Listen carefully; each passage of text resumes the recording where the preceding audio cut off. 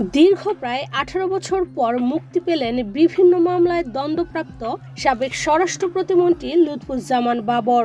সকল মামলা নিষ্পত্তি হওয়ায় বৃহস্পতিবার 16 জানুয়ারি কেরানীগঞ্জ কেন্দ্রীয় কারাগার থেকে মুক্তি পান তিনি। কন্ডেম সেল থেকে মুক্তির পর জিয়ার মাজার ও বনানীতে বাবা মা সহ আরাফাত রহমান কোকোর কবরে শ্রদ্ধা নিবেদন শেষে গুলশানের নিজ বাসা সিলভার ম্যাপলে ফিরেছেন সন্ধ্যা 7:30টায়। মধ্যরাত পর্যন্ত বাবরের গুলশানের বাসায় নেতাকর্মীদের ভিড় দেখা গেছে। এর মধ্যে বৃহস্পতিবার রাত 8টার পর তিনি সবার উদ্দেশ্যে সংক্ষিপ্ত বক্তব্য রাখেন।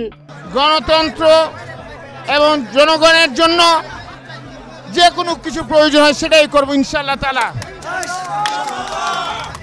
দূর দূরান্ত থেকে আসা দীর্ঘ সময় অপেক্ষমান কর্মীদের আনুষ্ঠানিক ধন্যবাদ ও কৃতজ্ঞতা জানান তিনি।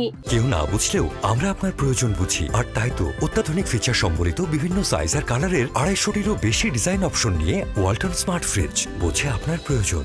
এরপর পরিবার সহ কাছের লোকজনদের সঙ্গে কথা বলেন। রাত 1টার পর খাবার খান। 3টার দিকে ঘুমাতে যান সাবেক এই স্বরাষ্ট্র প্রতিমন্ত্রী। শুক্রবার সকাল 9টায় গুলশানের বাসায় গিয়ে দেখা গেছে শুনশান নীরবতা। বেলা বাড়ার সঙ্গে সঙ্গে নেতাকর্মীদের ভিড় বাড়তে থাকে। 11টার দিকে ঘুম থেকে ওঠেন তিনি। নাস্তা শেষে নিজ জেলার নেত্রকোনার কয়েকজনকে সাক্ষাৎ দেন বাবর। সাক্ষাৎ প্রার্থীদের মধ্যে নিজ নির্বাচনী এলাকা মদনমোহনগঞ্জ ও খালিয়াজুড়ির লোকজন বেশি।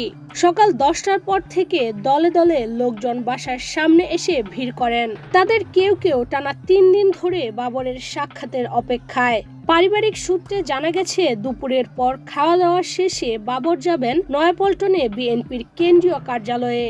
সব মিলিয়ে প্রায় 18 বছর পর নিজ বাসায় শান্তিতে ঘুমালেন সাবেক এই স্বরাষ্ট্র প্রতিমন্ত্রী। 2007 সালে সেনা সমর্থিত তত্ত্বাবধায়ক সরকার আমলে গ্রেফতার হওয়ার পর থেকে ন্যায় বিচার পেতে দীর্ঘ সময় আইনি লড়াই চালিয়েছেন বাবর। নেত্রকোনা 4 আসনের সাবেক এই এমপি কারাগার থেকেই এলাকাবাসীর সহযোগিতায় হাত বাড়িয়েছেন। সবার সুখে দুঃখে পাশে থাকার চেষ্টা করেছেন, কিন্তু মুক্ত জীবনে ফেরা সম্ভব হয়নি। এক কথায় কারাগারে কষ্টের মধ্যেই পাড়ি দিতে হয়েছে দীর্ঘ সময়। গতকাল দুপুর 2টায় কারামুক্তির পর রাস্তায় নেতাকর্মীরা তাকে ফুলের মালা দিয়ে বরণ করেন। ছাদখোলা গাড়িতে চড়ে নেতাকর্মীদের উদ্দেশ্যে হাত নাড়ান বিএনপির এই নেতা। এ সময় বাবরকে বহনকারী গাড়িটি ঘিরে ধরেন হাজার হাজার নেতাকর্মী।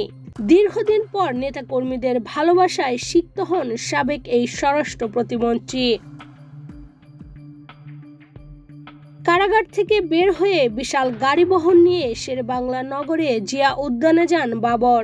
সেখানে বিএনপির নেতাকর্মীদের নিয়ে জিয়াউর রহমানের মাজারে শ্রদ্ধা জানানোর পর মোনাজাত করেন। পরে মাজার থেকে তিনি রিকশায় করে বের হয়ে পরিবারের সদস্যদের নিয়ে গাড়িতে উঠে বনানী কবরস্থানে যান। সেখানে শায়িত তার পিতামাতা, বাবা মা সহ বন্ধু আরাফাত রহমান কোকোর কবরে শ্রদ্ধা জানিয়ে গাড়ি বহন নিয়ে গুলশান 2-এর 107 নং রোডের 16 নং প্লটের সিলভার ম্যাপল বাসভবনে ওঠেন তিনি। 2007 সালের 28 মে আটক হন লুৎফুজ্জামান বাবর। এরপর বিভিন্ন মামলায় তার দণ্ড হয়। এর মধ্যে 2টি মামলায় তার মৃত্যুদণ্ডাদেশ হয় এবং একটিতে যাবজ্জীবন কারাদণ্ড দেওয়া হয়।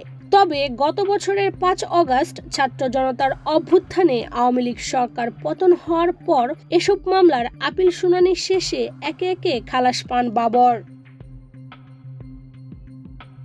লুৎফুজ্জামান বাবর 1991 সালে 5ম জাতীয় সংসদ নির্বাচনে স্বতন্ত্র প্রার্থী হিসেবে আনারস প্রতীক নিয়ে নেত্রকোনা 4 আসন থেকে সংসদ সদস্য নির্বাচিত হন। এরপর 1996 সালে 6ষ্ঠ ও 2001 সালের 8ম জাতীয় সংসদ নির্বাচনে বিএনপির প্রার্থী হিসেবে একই আসন থেকে সংসদ সদস্য নির্বাচিত হন। 8ম সংসদে তিনি স্বরাষ্ট্র প্রতিমন্ত্রীর দায়িত্ব পান। ইশরাত চৈতি, বাংলাদেশ প্রতিদিন।